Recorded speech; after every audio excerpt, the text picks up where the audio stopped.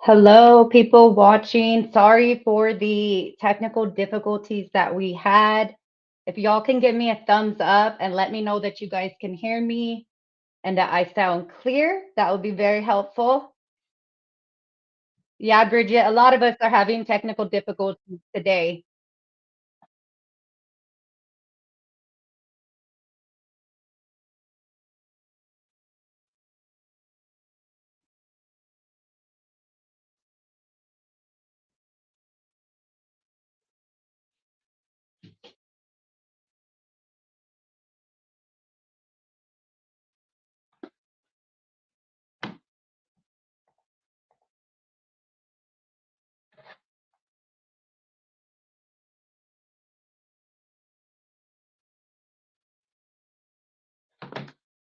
Okay, you guys, we are having trouble. Elaine is having trouble getting on with us today, so that was part of our technical difficulties trying to get her through.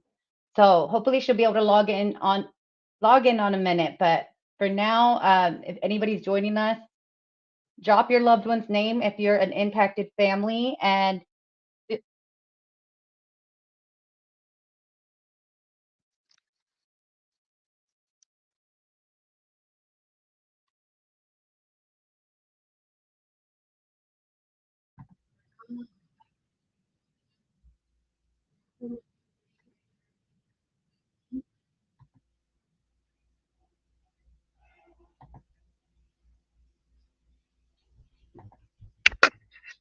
all right, guys, thank you guys for joining. I hope the audio is working now. I got one thumbs up, so hopefully that's good. We got a great show for you guys today.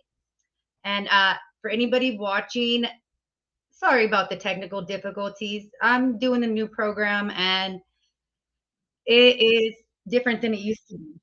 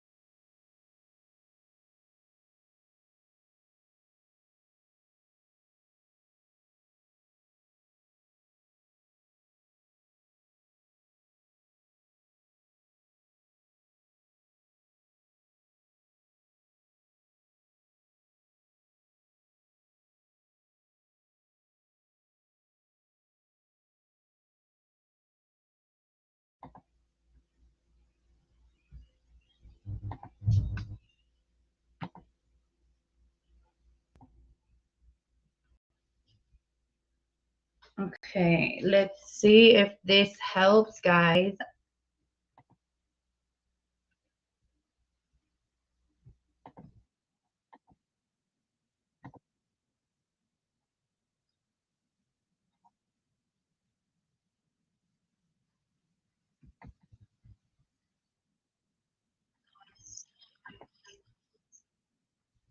Can you guys let me know if the audio is working?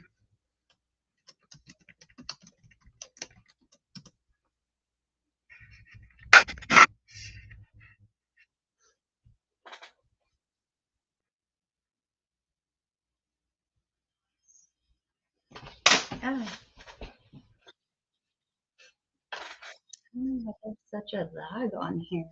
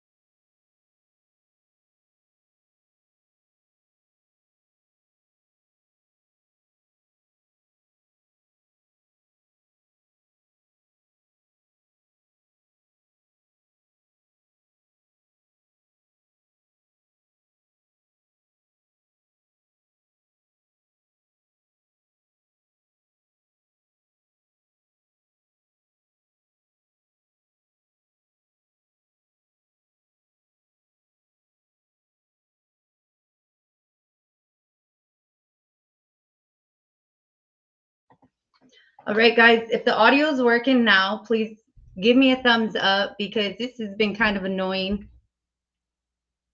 Okay.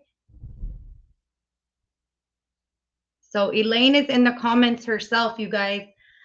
So since you guys can hear me, let's get started. I'm so sorry about the lag, guys. We are running a little late.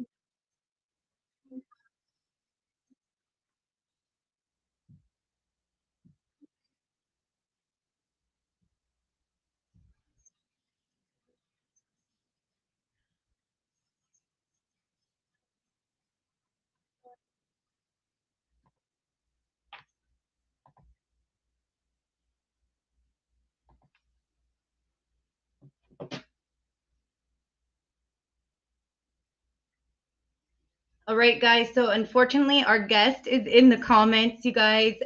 Our guest who's supposed to be joining us, technical difficulty. We're about to get her in here in a few moments. They locked her out. You guys are watching my live stream, Marissa Barrera live stream, and most of you guys probably know me, but for those who don't, let's go ahead and get this started. Welcome. We're here to share truth. This is where the truth doesn't just get told, it gets fought for. I don't just report, I actually am in this for real. Angel, please stop. Okay, sorry guys, I got kids too. You know that. My brother Michael Barrera is murdered by police, and ever since I've been fighting on the front lines, breaking down cases, exposing corruption, and making sure impacted families have a voice. This isn't just about stories, it's about truth, action, and real accountability. We break down the system, highlight cases that the media won't, and educate people on what you need to know to fight back against the system. So this is a space that I built, and it's for all of us to engage. So drop some comments, subscribe if you're not, and if you're an impacted family, always feel free to come in and drop your loved one's name, drop your location, and any questions folks might have, go ahead and come drop them in there, and we may get to them if we have time. We are running a little late. We will still do our show. Hopefully we can get Elaine in here. So we're going to start off with acknowledging impacted family who has an angel anniversary today. This is a really good friend of mine's loved one. So today is the 11-year angel anniversary for Antonio Guzman Lopez out of San Jose. There he is with his son, his partner, Lori Valdez, who a lot of you may know has been fighting like crazy for him over the years. So it's been 11 years. That is one of the first impacted families that I've known through this fight. And I met them right after my brother was killed. She came up to support multiple times as I've went down there also. And they are actually having an action today as well, which it looks like it just got started because I believe it's at 5 p.m. in San Jose today. So Lori Valdez is a great person and a great warrior in this fight, you guys. She really shows up for impacted families, and she brings a focus to the children that are impacted. So that is one of her big things, that a lot of people are not paying attention to the children who are suffering the most, and it's often silently suffering. So that's their action today. He was killed on campus to the college in San Jose, and it's been horrible to I've seen Josiah. He started when he was 4 with his activism, and he's still going. He's grown into a young man. So thank you guys. I see Amanda just joined us. Hello. Thank you for leaving a comment. As I've mentioned, if impacted families come through, drop your loved one's name. Every time I talk, whether it's about my brother or another case, we're speaking for all victims and all of the impacted families who are out here fighting. So shout out to my girl Lori out there out of San Jose, and to Josiah. I do want to mention with Elaine's case, Elaine is not new here. So we did our first interview. She is a returning guest. We did our first interview over 4 years ago. And this was this was our thing. And, it's sad that she'll be able to talk about it later, but their family has had a really hard time, like all of us. And she'll be able to share more about the family and what has taken place since. But we have this show tonight. Has a positive outcome, a more positive outcome than many of us impacted families have experienced. So let's bring that picture back up. I want to show you guys again. 3-time killer cop finally convicted and sentenced, guys. It has been a long time coming for the family of Jesse Sarey.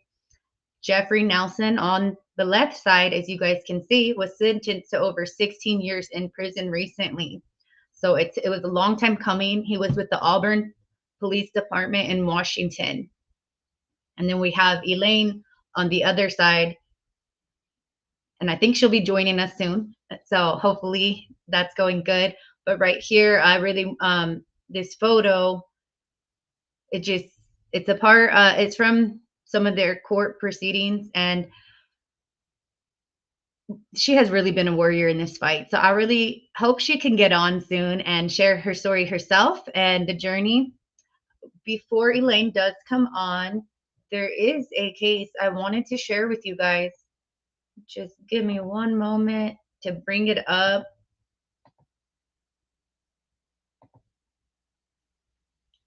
This is another case. Recently, I reported on it. A 17-year-old boy, I will call a 17-year-old a boy, Elijah Hadley, was shot and killed recently by a deputy. So I'm going to share with you guys the video I made. It's just about 2.5 minutes, so you guys can understand the story, and then we'll share the update while we're waiting for Elaine to join.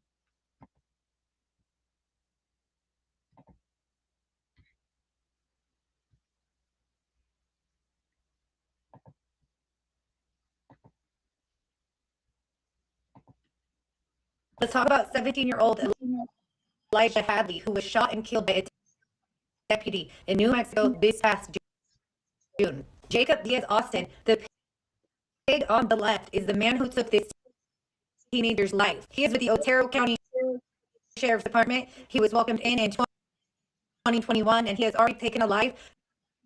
And who knows what else? As of today, there has been no action against him. This killing took place as Elijah was walking home to his mom's house on the reservation. Apparently, there was some kind of wellness call for him, they claim, and he pulled up on him. Within seconds, he shot this teenager down. Video shows, which I'm going to show you guys, that Elijah immediately tossed the BB gun. It was an airsoft gun, and he tossed it before being shot, and it's as clear as day in the video. Yet this kid still gunned him down. But it gets worse. As he lied there, dying, 3 minutes go by.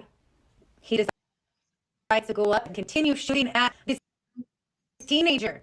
He had already shot him 4 times. When he went back to shoot him, he shot him over 15 times while he lied dying on the ground. Elijah had also verbalized at some point that it was a BB gun. So what was the reasoning for those extra 15 plus shots on somebody who was already down and dying? Family was also at first told a false narrative, which included that he was shot 1 time. It took some time before the body cam came out, proving the truth, showing the truth of what this officer did to this kid: police brutality, excessive force, civil rights violation, human rights violations, and crimes against a kid, a minor. New Mexico is an open carry state, so if someone does simply have a gun, are you supposed to shoot them down and kill them when they are permitted to be able to carry openly in your state? Showing up for Elijah, they are demanding that this deputy be charged. Stand with the family of Elijah Hadley. This moment, the 17-year-old throwing to the side what looks to be a gun, later found to be an airsoft pistol. But the deputy shooting Hadley 4 times. Hadley collapses to the ground. First business, shots fired, shots fired. The unnamed deputy informing OCSO he's unarmed. Send help. I'm not hit. Subject down. the deputy waits for backup, he can be heard telling Hadley not to move. At this point, the 17-year-old has been on the ground for more than 3 minutes until shots are fired again. Don't go that fast! Justice for Elijah.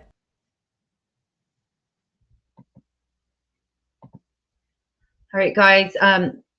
Let me check if Elaine's coming in yet. And again, that is pretty recent. Elijah Hadley, there has been an update. There has been an arrest made.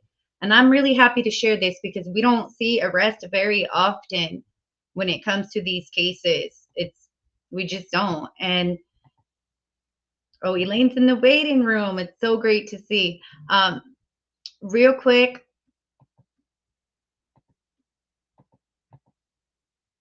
I just want to read this title to one of the articles for the update of Elijah's case. Otero County Sheriff's deputy facing murder charge after fatally shooting the teen. So I have been following this story, and I've been watching the family show up. They just had a protest last week showing up for him. So we will continue to cover that. Let's bring our guest on. She is in the waiting room, and I'm excited to bring her in. And let's.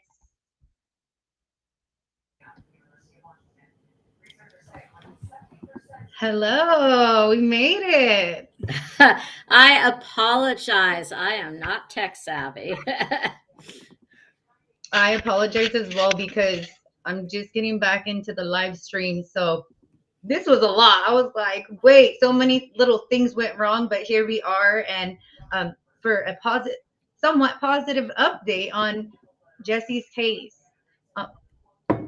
It's been over 4 years, just over 4 years since we first were on here doing this with each other. And it was such a different time and place that we were both in, I believe, at that time. So let's go ahead and get started. Elaine, thank you for joining, and good to see you. Good to see you.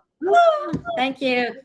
Yeah. So why don't we start off, of course, let's talk about Jesse. Let's talk about the update. But first, let's remind the audience how many years that the killer got, and can you remind us just about how long the process took?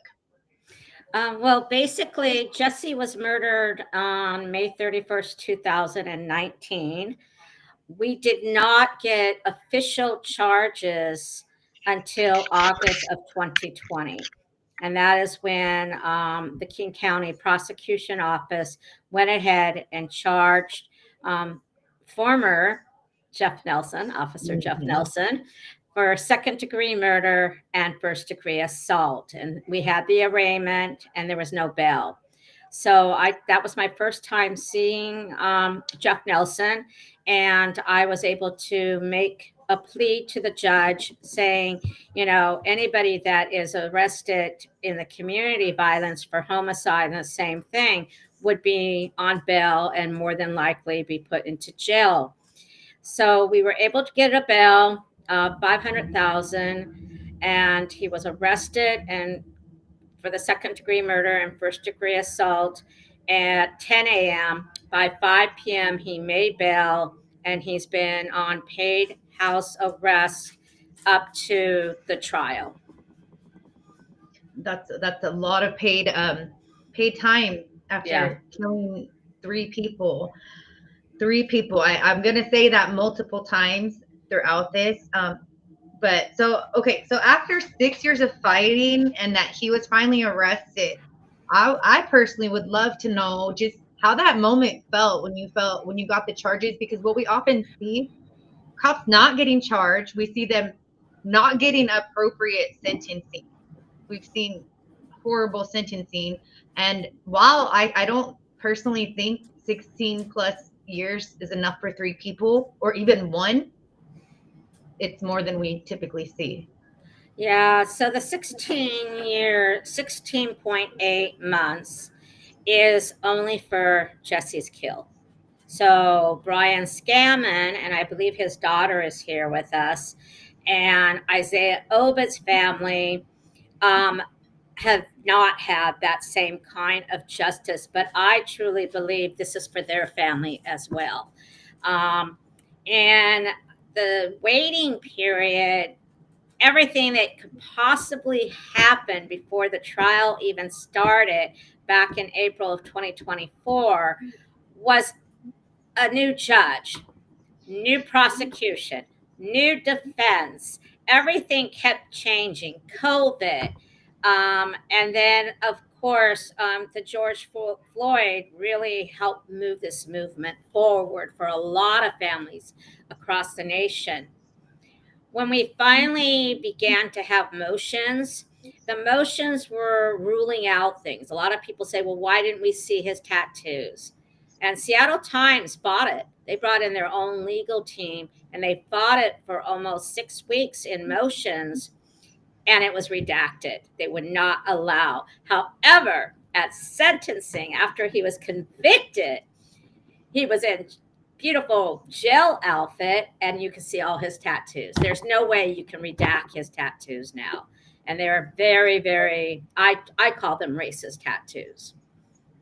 So we went, for people who may be going into a jury trial. Oh, okay, I love this. So if you can see this picture, that is where I sat the whole time. And I would always look at Nelson to see if there was any remorse, to see if there was any expression. Absolutely none until conviction day. So during jury selection, anybody that is going into a criminal case, you need to go every single day. You have to be prepared to take about 6 to 8 weeks off from Corinne. Someone's here. You have to take 6 to 8 weeks off to be there from jury selection all the way through the trial. And so when they finally seated the jurors, we then started the trial. And the trial was pretty interesting. The defense always had something to motion, always sidebars, always something.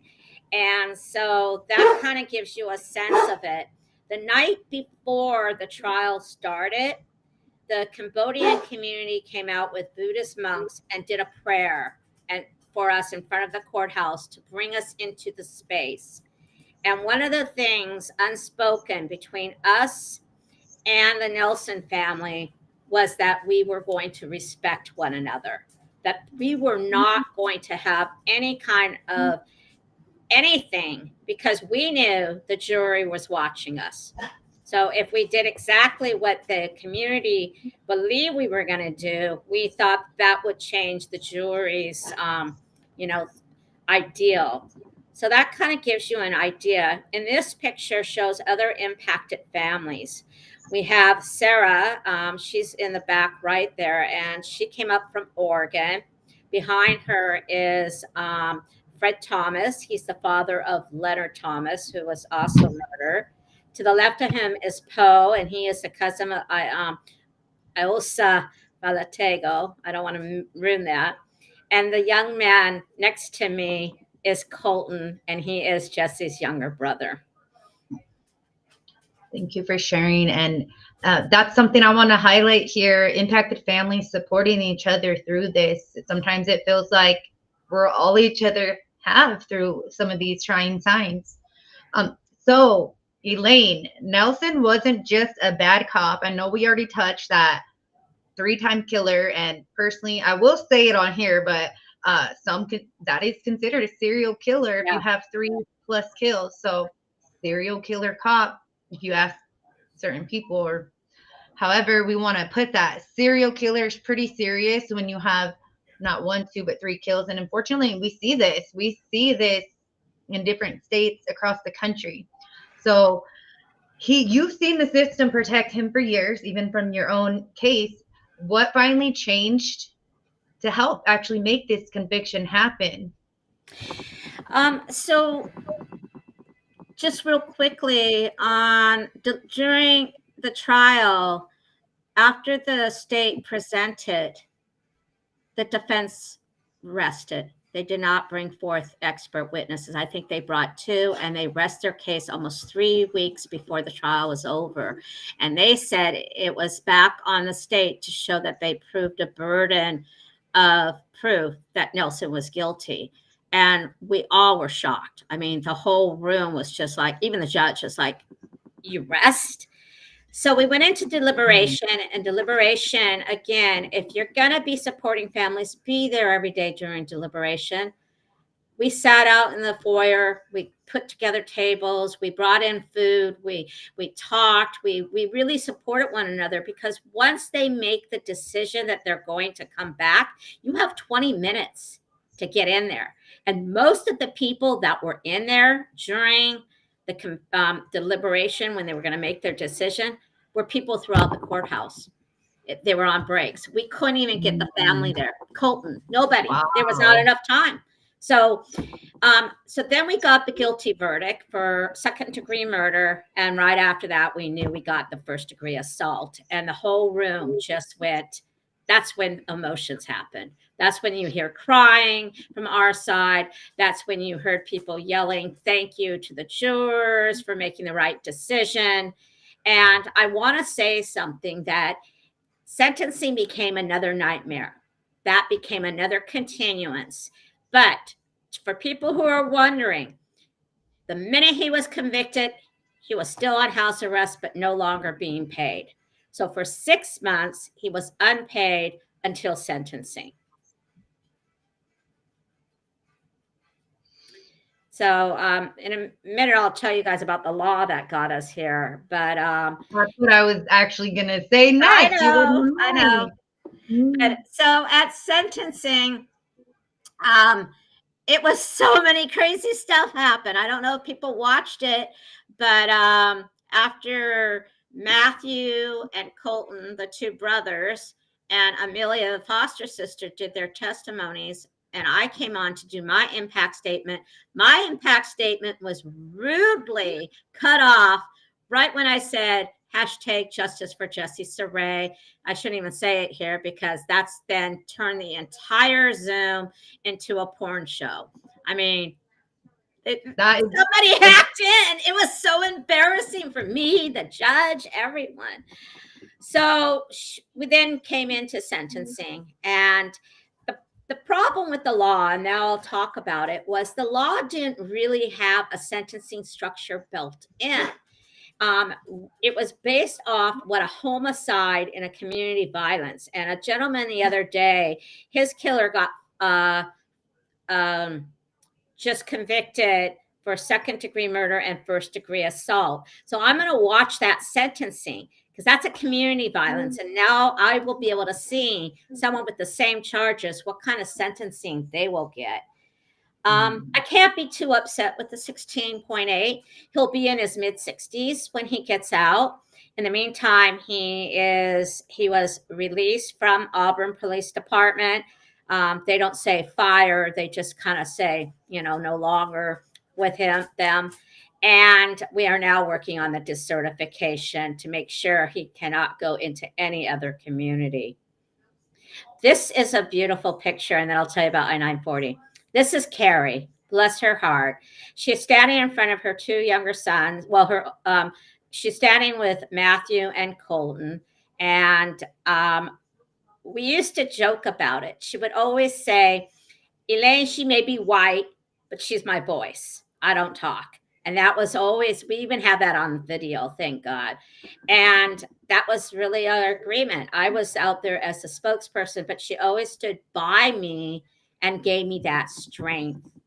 And she died June 17th,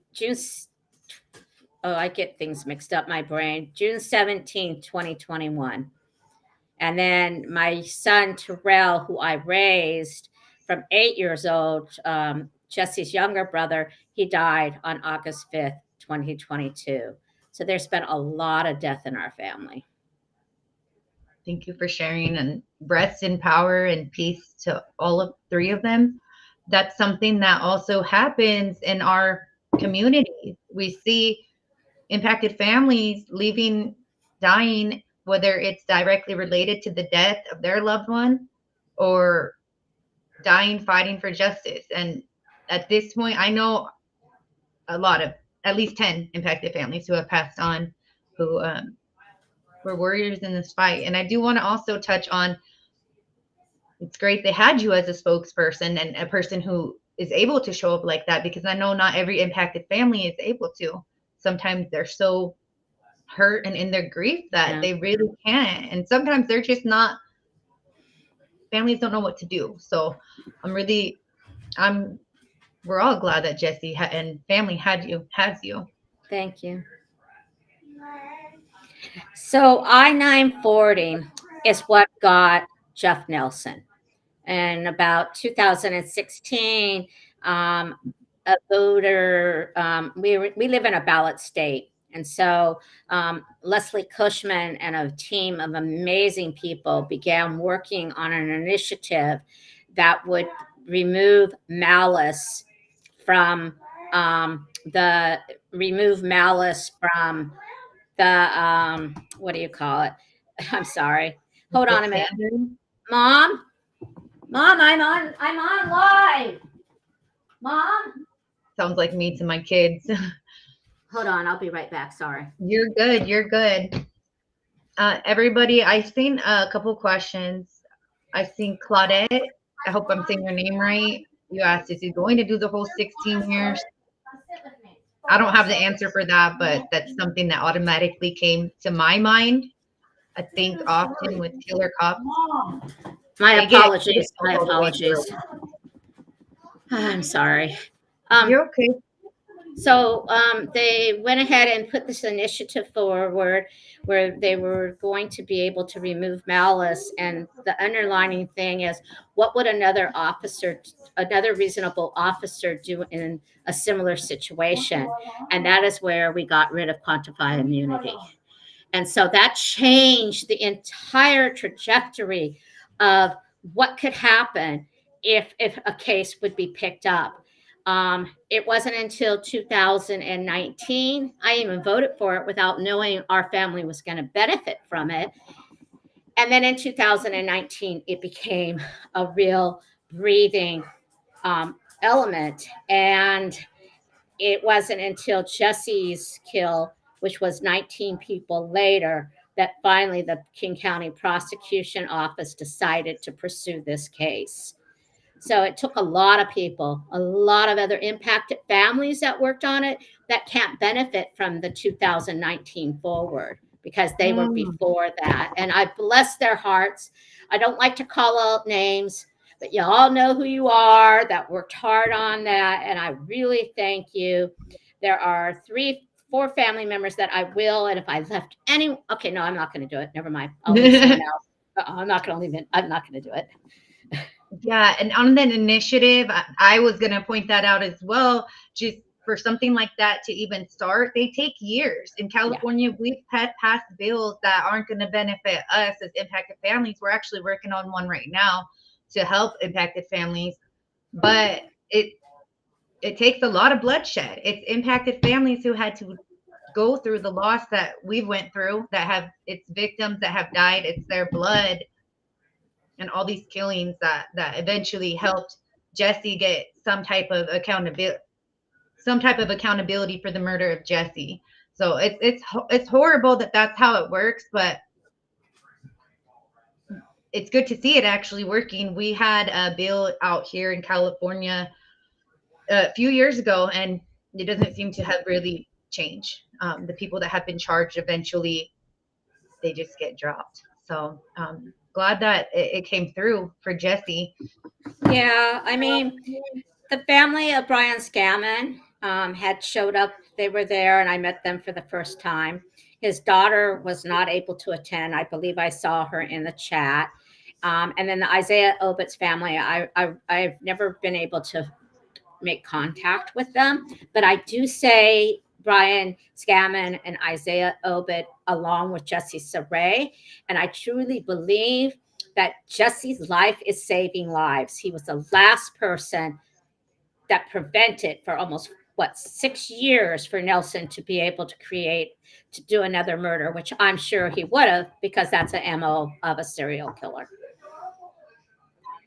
Yeah, like that person, when we hear that and then these officers have multiple kills, you think back, well, if he would have been dealt with accordingly, then Jesse would still be here and Exactly. the later victim. So that's just awful. Would you like to share this again, powerful picture up there, but let's look at the quote, the mother that sits alone.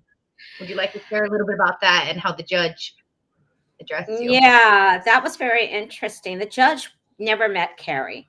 So this was a new judge post Carrie. And so when I went up to introduce Jesse, I was not able to say I was his foster mother. They would not allow that. And that was really hard for me to go up and hold a picture. But who the fuck am I? Who is this woman that's sitting in this courtroom day in and day out for over 4 years? And all I was able to do was hold his picture up. And they said, did Jesse come to live with you and his younger brother?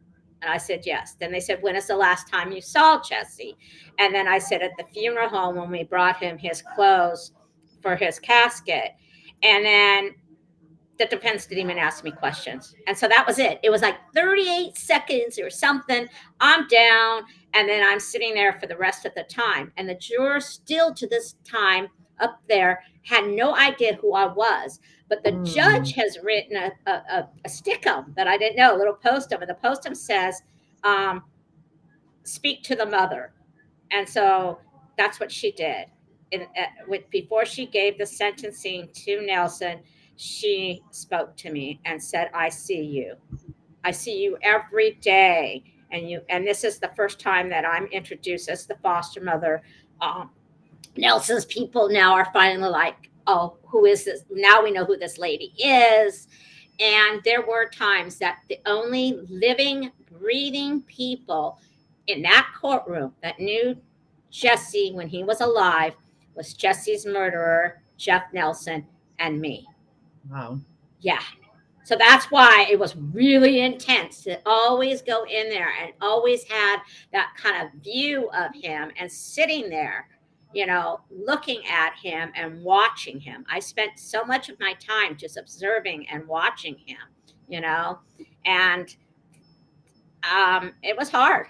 It was really, really a difficult time, and I've never expected the judge to even recognize me or to even acknowledge me in that role. And that was really spoke a lot of respect. Yeah. Yep. Yeah, no, and I do this picture I shared with you how I feel it's very powerful sitting behind Jesse's killer, watching him and knowing that you were there alone sometimes. And I want to ask next, you've lost so much in the fight, family members, loved ones. What kept you going when it felt impossible? And what do you want other impacted families to know about pushing through? Well, I also lost my father. So that was also a very difficult time. Dad died in October of 2020. However, before he died, he was at a place, it was during COVID, and he was at a kind of a rehabilitation place. And when I showed up, he had the front page newspaper holding up at me, showing that the police officer was arrested in charge. And that was so awesome. That was just like, that my father was even aware of it. So what I say to families, you will be alone at times. It is a real hard fight. Like I said, I've only been in it 6 years. There's people like Marissa and other families for years, some 20 years, that will never see a semblance of justice. And we have to remember, we always say that thing, justice for one is a justice for all. And you've got to remember that. It took 85 years in the state of Washington to take down a cop. That speaks volumes.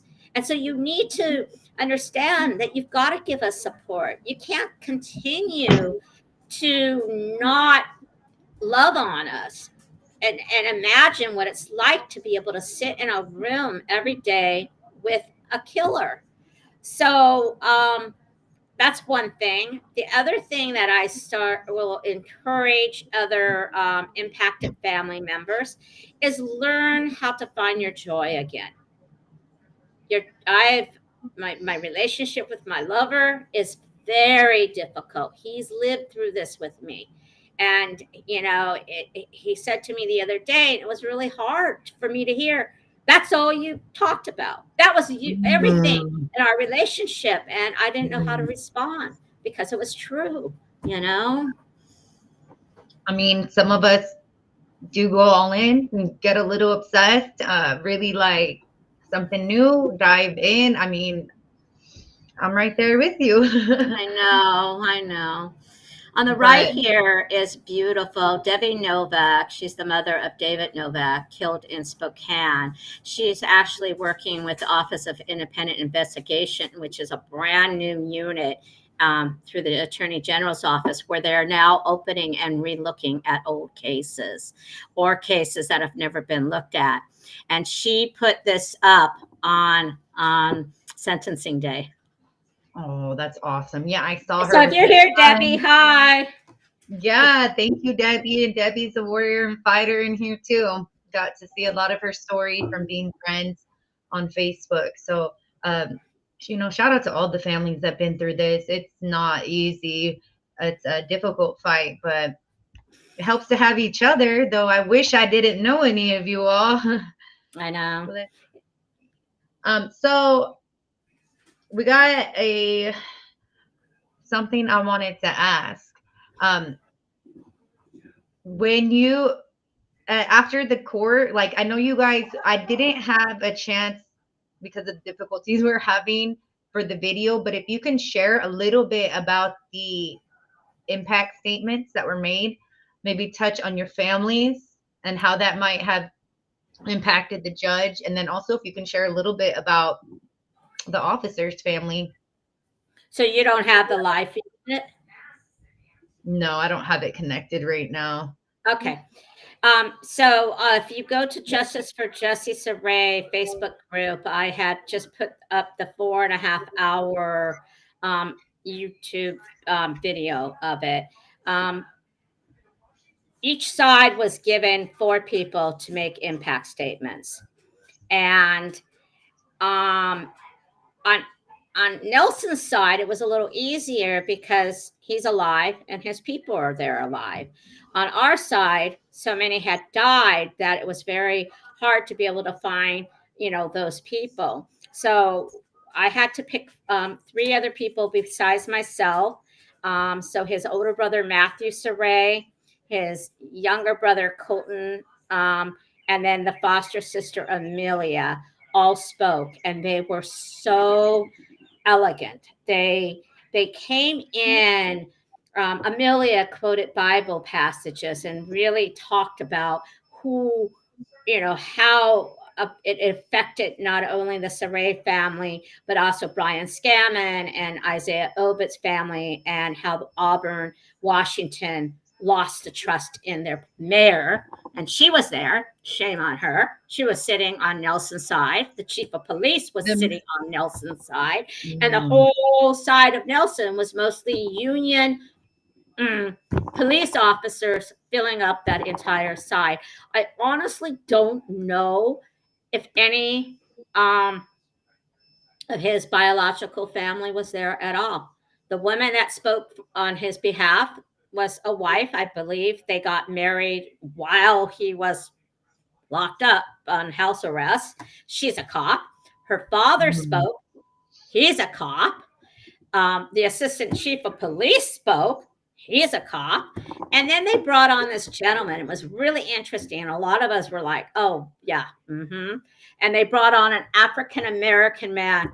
And the guy is basically saying he's not a racist. And we're like, really? You had Whoa. to bring, what did you pay him to bring him on to say that? So Like when that proves anything.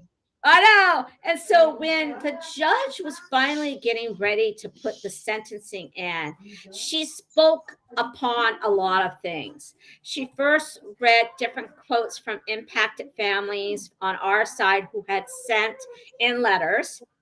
She mentioned Leslie Cushman, who was one of the principal writers of I-940, and the prosecutor, Chief Patty Eakes, also mentioned Leslie. And I turned my chair and I looked back at Leslie, and I could just see her feeling so warm, because it's like you don't really get acknowledged much. And here they were even paying attention that she was there in the courthouse. And then on Nelson's side, you know, it continued to perplex us that no sense of anything. You look at him and it was just like no emotion.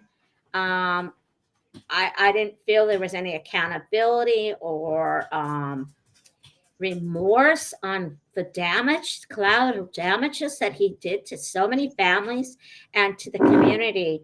And then she said, before she spoke to Nelson, then she spoke to them, to the police, saying something about having a badge and a gun.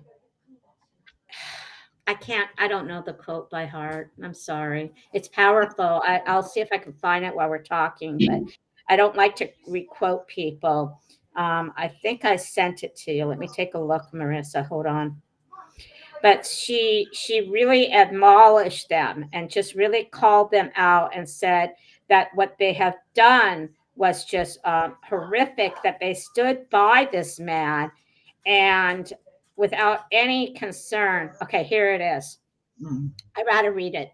However, with the verdict render, Phillips referred to a conversation Nelson had at one time with another Auburn cop. Speaking of someone they were observing, Nelson said, "Do you want to fuck him up? I want to fuck him up." I mean, hear the judge say this. She continued, "If you want to test a man's character, give him power. In this situation, I would add, give him power, a badge, and a gun. Character is who you are when no one is looking. When Officer Nelson thought that no one was looking, he took the opportunity to harm others." And that whole side of the room, I turned, I looked at every single person, and I could see their eyes go down. I looked at the mayor, I looked everyone. I mean, I had that swerving chair, so I was able to do that. Phillips also spoke from the bench directly to Elaine Simons, acknowledging that Simons had attended every single hearing except one. In this case, that went on for several years, marked by continuances before the trial finally began. "I saw you," said the judge. This resonated with many impacted family members who, like Simons, have never given up in their quest for some form of justice, no matter how difficult that road has been. So that was that was powerful. And, what a hard job to be a seated judge in one of the first historic cases in 85 years to actually see a police officer sentenced. Yes. And do you see the screen, Elaine? Do you see the screen that I just shared, the tab? Oh, yes. Yep. Yes. So I wanted to bring this up. This is one of the links you shared with me. And if we could share about like who was mad at this judge, and not surprisingly, and what have you seen anything from the Blue Lives Matter folks? Oh yeah, I'm all over their page. I am now finally able. During those years, I never reached out to the mayor, city council, Auburn Police Department. Um, I avoided any kind of communication.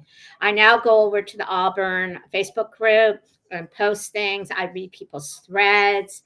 TikTok definitely is lively. You go to TikTok, you see a lot of stuff about this, lots and lots of comments about the tattoos.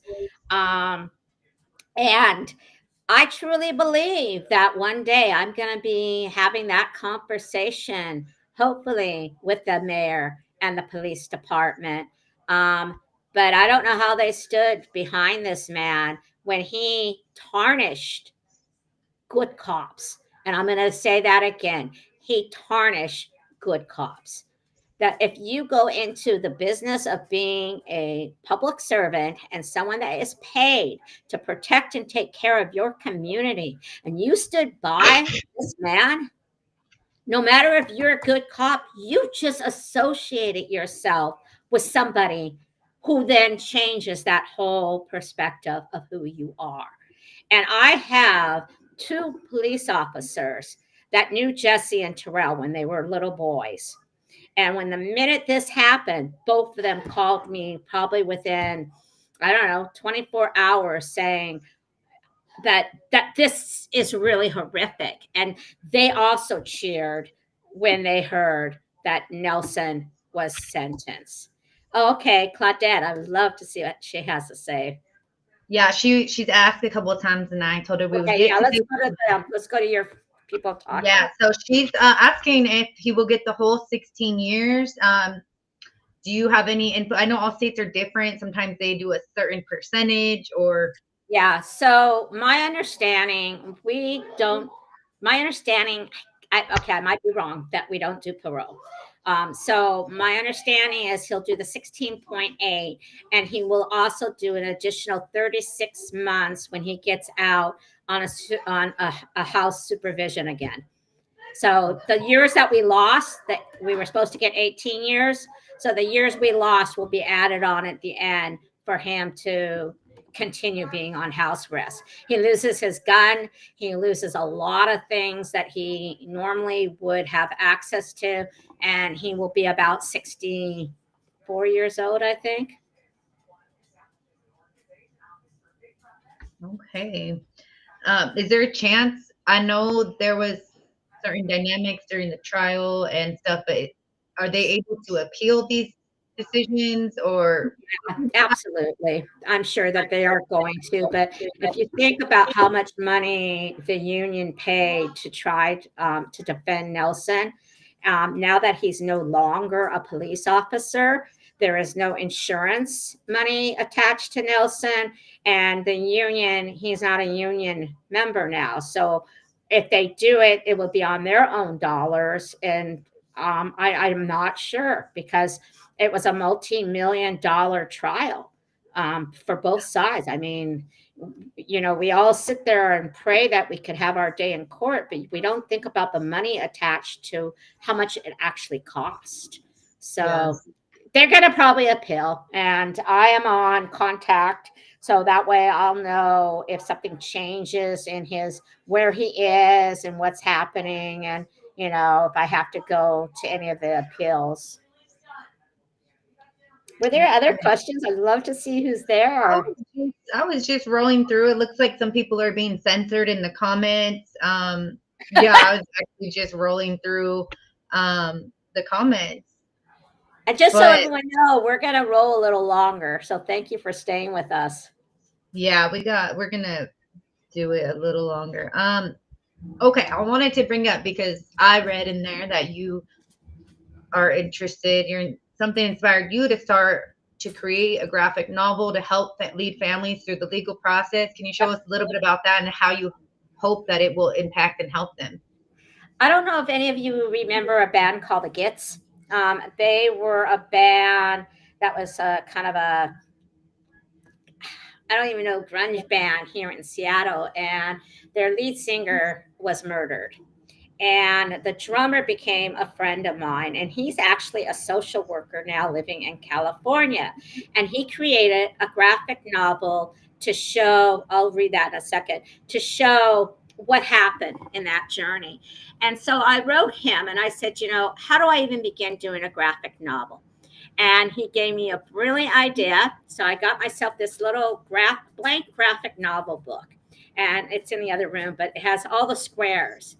And he says, just start with the ice box showing Jesse sitting down and use stick figures. And what you need to do is start putting your story all the way through the graphic novel.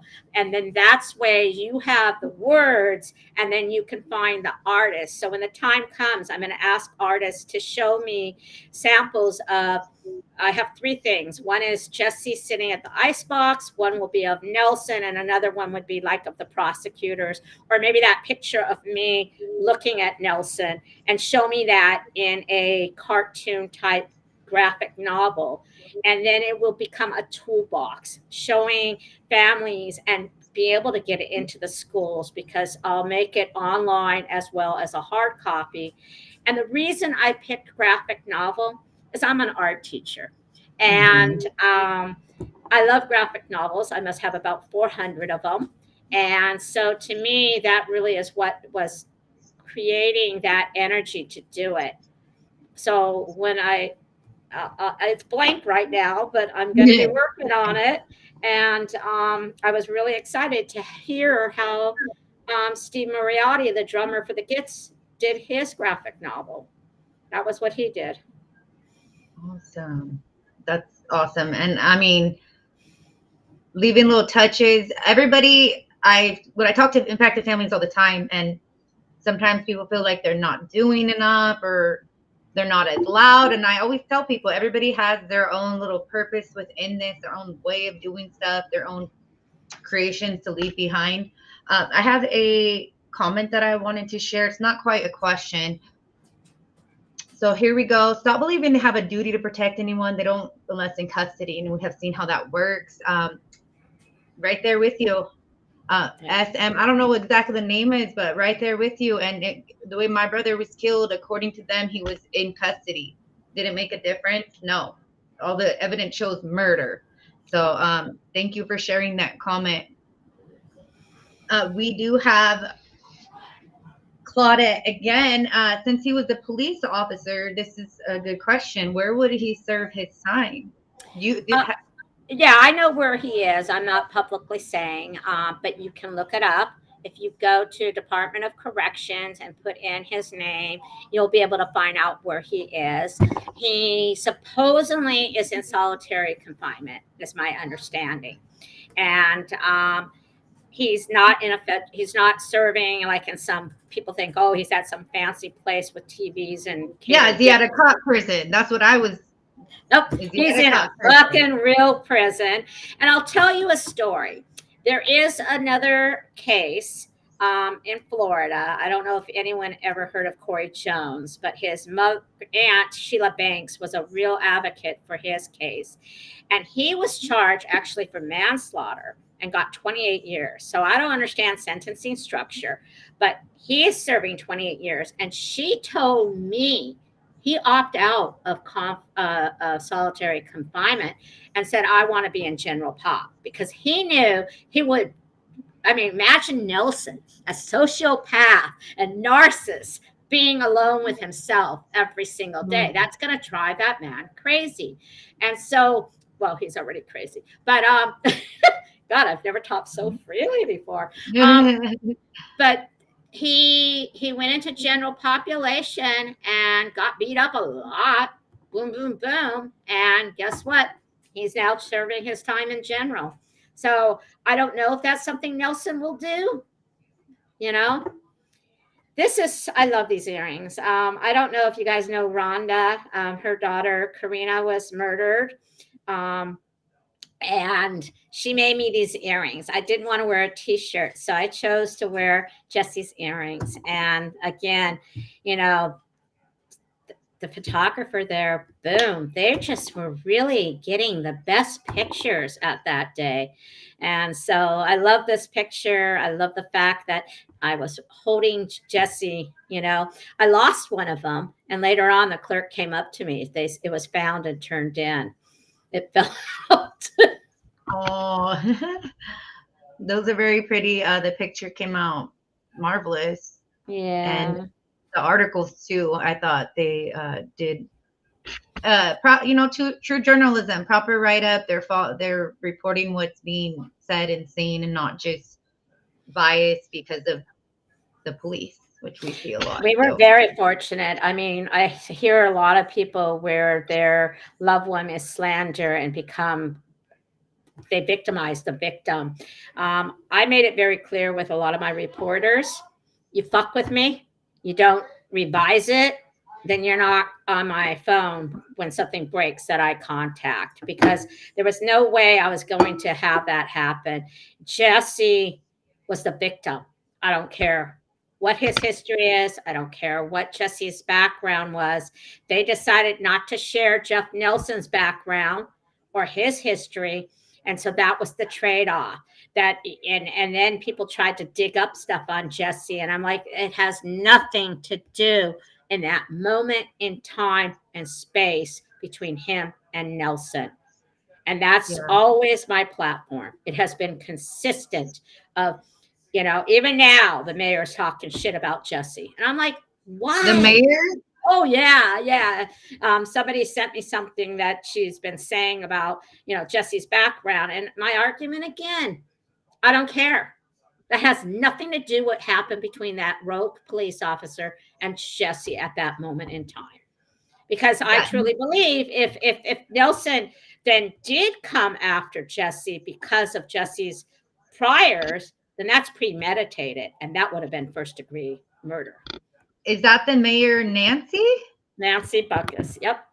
Okay. I just had to bring her up because you did mention she was also there at the sentencing. So she was very in support of a man who had killed 3 times and has been convicted and sentenced. A murder. She's backtracking now. She just put out an op-ed, trying to, step back away from it. And there she is. And she's going to have the State of the Unions coming up. It's going to be February 26th, I believe. And I want everybody to sign up and go to her State of the Union and just make sure she understands that her days are numbered.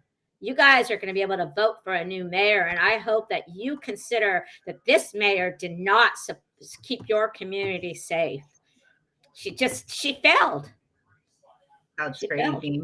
That's at least the mayor in my community, at least they shut up. They ignored us. They didn't do anything, but they didn't attack us. And that was the first time I've ever seen anything like that. Like I said, I kept my distance. I was respectful to not interfere with anything because I didn't want it to interfere with the trial. Yes. Another question for you, Elaine. For those who are watching that may not understand what impacted families go through after the police kill a loved one, what's the biggest reality check people need to hear about this?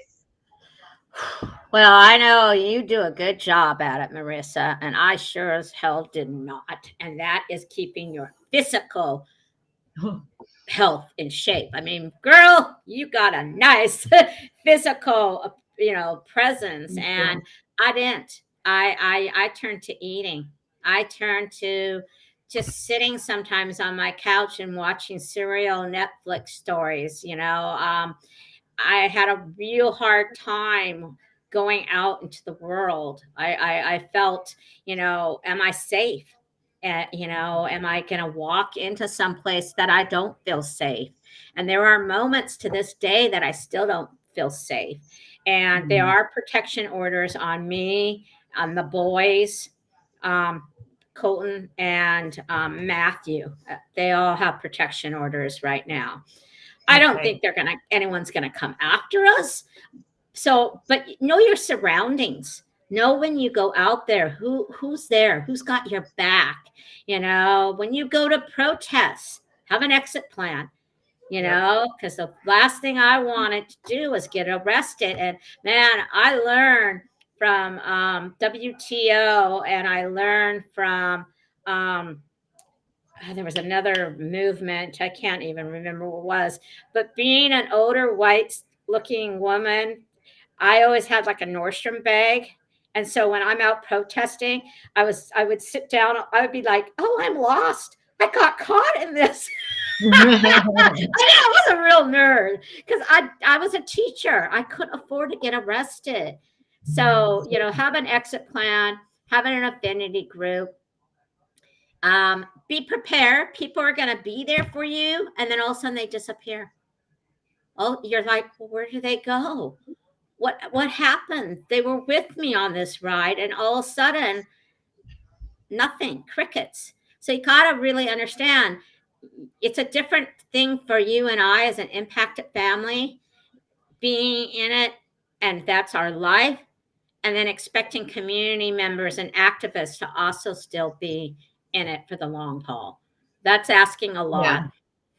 Yeah, and this fight, does take a toll. I'm glad you mentioned self-care because personally, I do have my routine here. I have my 3 boys, and I've always been into fitness. So my career was personal training for many years. I still am one, and I feel like if I didn't have that, I would have went super crazy. I would have just been. So that's why I share about it. That's why I don't push it on anybody, but I just kind of share about it because, and I have met, obviously I've had a lot of clients over the years, but some impacted families that I know have benefited.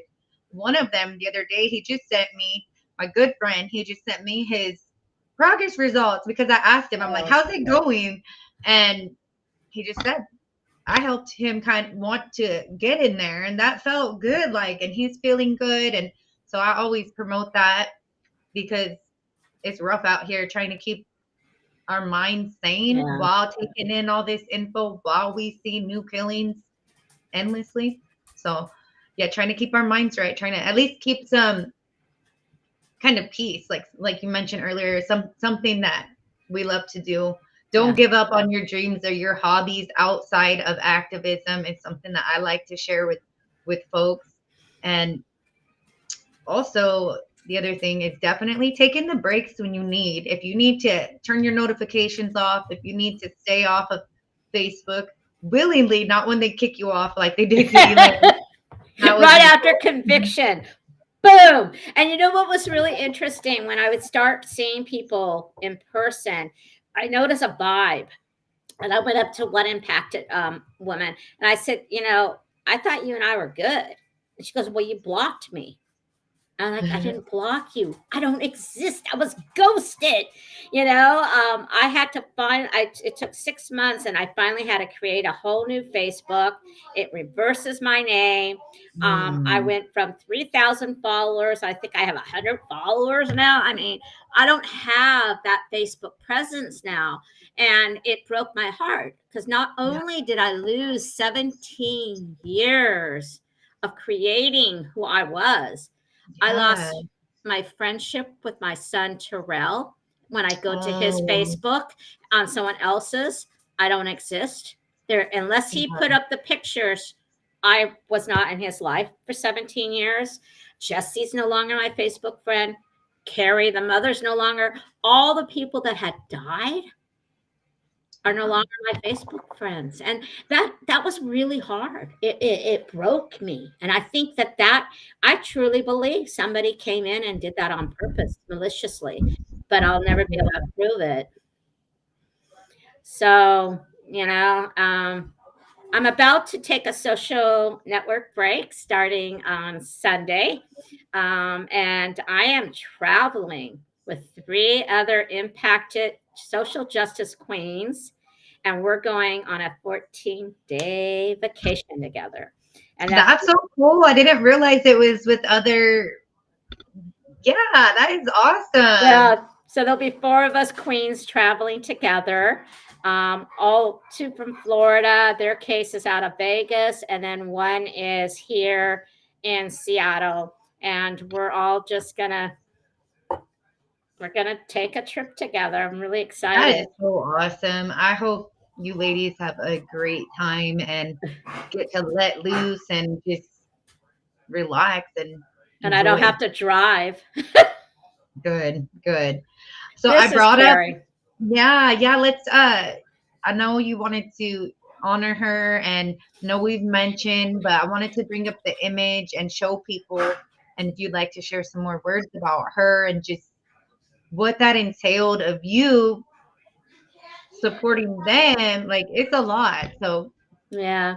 So Ashley McKenzie, her son Jayla McKenzie, was murdered in Tennessee, and she lives in Atlanta, Georgia.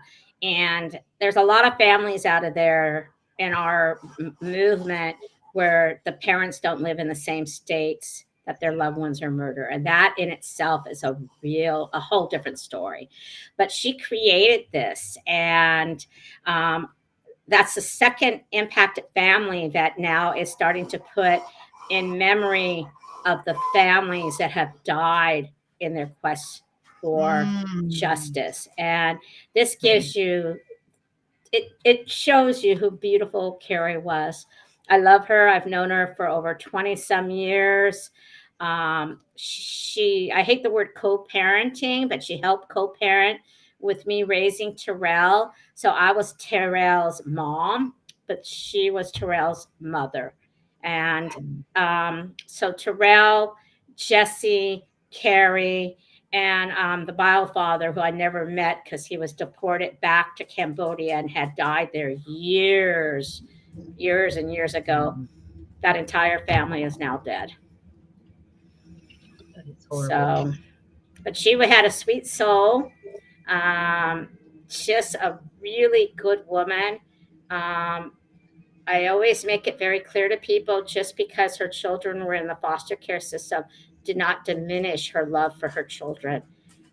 Being someone who survived the Khmer Rouge, she came over here at 6 years old, was born in a refugee camp over in Thailand. So you don't know the generational trauma that refugees have. And that was something else the judge said. I'm not going to get the quote right, but she said the Sarey family came to America for the American dream, and instead they met the American nightmare. Mm, Boom. Judge mm. understood it, and that's what happened. Do you, Miss Simons, have any idea of the timeline for the ex officer's appeal? It could go on forever. They can continue to appeal it. Right now, they're probably in appellate court, and the prosecution also has an appellate piece of it. Our three prosecutors have moved on. They're no longer on the case unless something happens and it goes back into the appeals. But that will go to, I believe, the federal level. I think that's where it goes to. Thank you. Thank you. I'm going to check if there's any more questions. I know we've gotten a lot of engagement, so you'll be able to also see it if you watch the YouTube later. We have Mike Stack. He's saying he's going to re-watch the trial. So still always, bringing awareness. Still, it doesn't have to happen at the moment. That's the thing with these cases. That's why you'll see me covering cases even from 20 years ago and stuff like that, because it's still happening. It's still relevant. Let's see. More talk about these platforms that are censoring us, which, yes, I've had accounts deleted myself too. I'm going to go back to this little photo. Yeah. And Elaine, is there anything else? We've been on for almost an hour now with our late start. Again, sorry to everybody that we started late. Is any final words you would like to share? And it could be just your thoughts, something about Jesse, or anything towards police that are killing people. Yeah. I I have this weird. I don't think it's weird. I don't know if you guys know what restorative justice is, and what that is, and they do it here, is where the victim and the perpetrator actually have a sit down and have a discussion. And I had requested that of Nelson, but they had told me that I could not ever have a sit down with him until after he was convicted and sentenced. And so I still I still am entertaining that, because he was the last person to be next to Jesse as Jesse was dying. And to me, that's really important to even know, like with George Floyd, it was but videotape what he was saying. I don't know if Jesse had any words while he was dying because the second shot was in the head, you know. Um, but I kind of just want to understand it because there was this one image. You see a lot of things when you're in the trial. You see the autopsies, and you see the photos that they take on the scene. And there's one scene you see. This was caught by the barbershop guy. It was a very different view. So most of the view we see it looking at the ice machine when Jesse and him were at it. But the other view was the barbershop had stepped out and he was on the opposite side of it. And then he was able to videotape that Nelson was kind of, I don't know if he said he was, I can't remember if he was kneeling or something, but that made me think he was trying to figure out, oh, fuck, I just got caught. How am I going to get out of this one?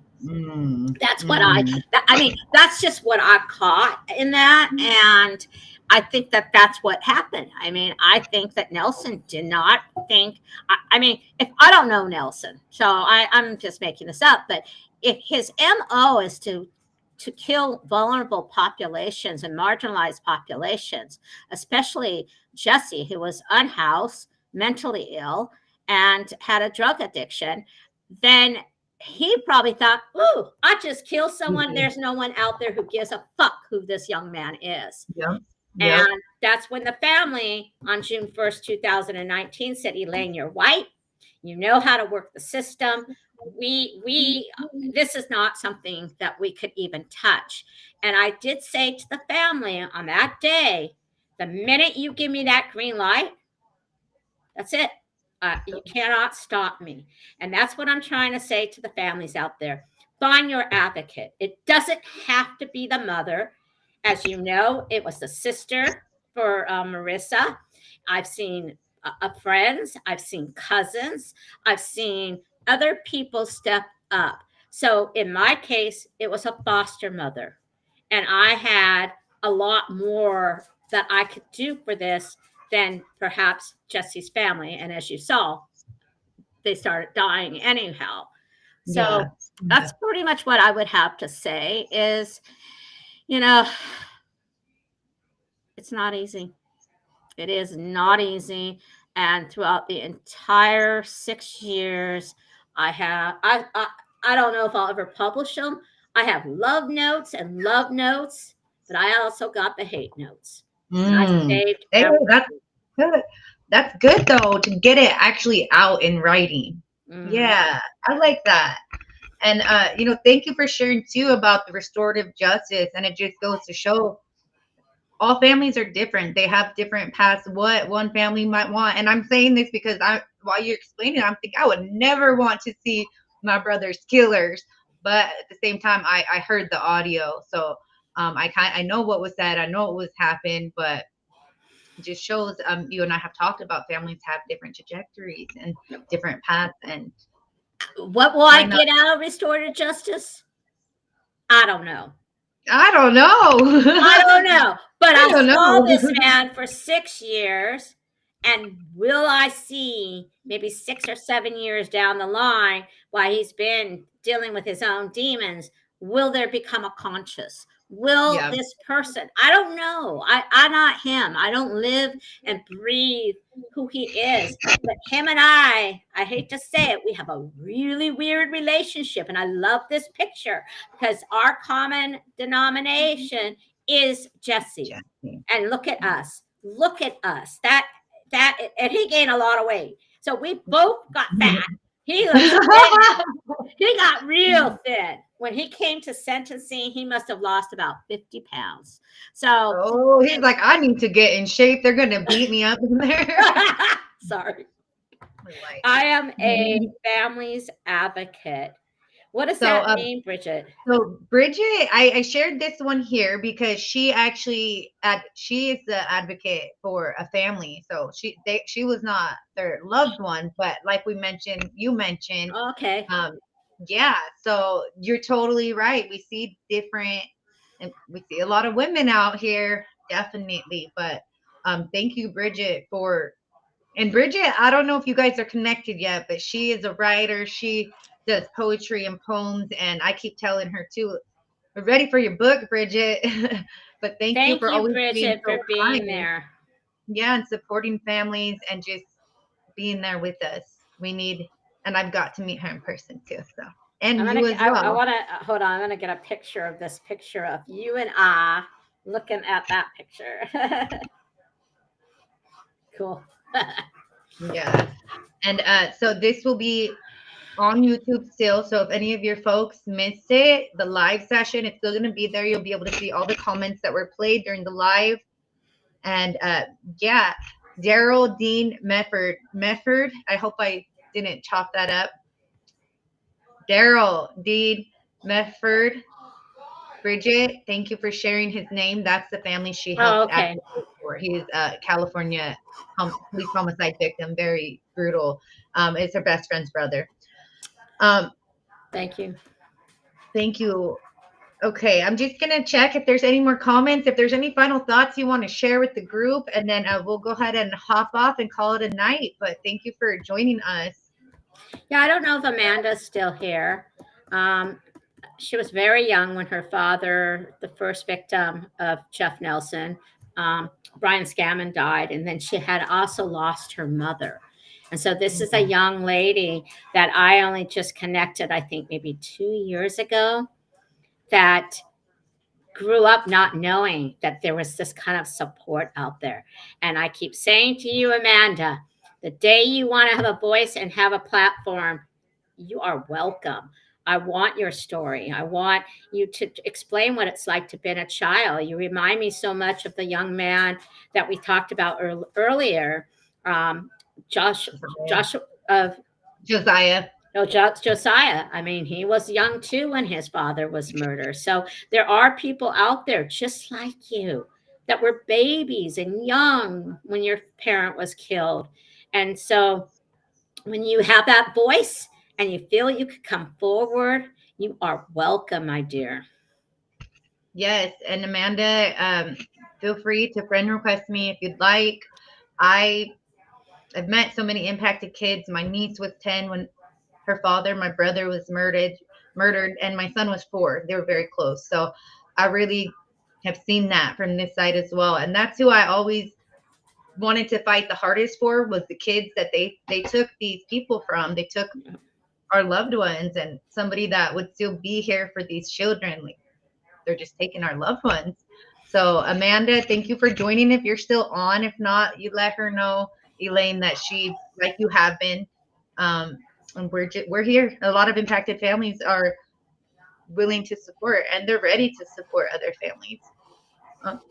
Okay, we'll go ahead and close up. This was a great conversation. Happy to have an update with you, Elaine, and Thank you. for Jesse, justice for Jesse. We got some type of sentencing that is not just a few, like a couple months, because we've seen that before too, where it's probation and just months that aren't enough. So thank you for everyone else who also joined. We still have folks on here with us.